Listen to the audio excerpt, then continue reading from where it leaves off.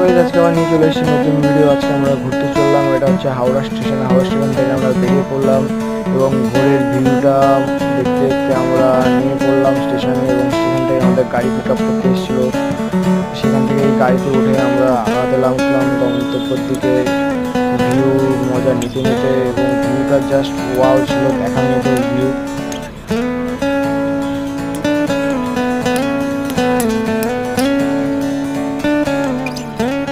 পাহাড়ের সাথে মেঘটা পুরো মিশে গেছে, বোঝাই যাচ্ছে না।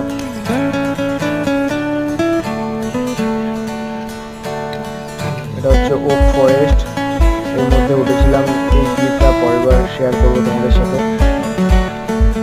এবার চা বাগান দেখা হয়তো বুঝতেই পারছো কোথায় এটা, তো তোমরা কমেন্ট করো। আর এটা হচ্ছে সেই ফেমাস টয় ট্রেন।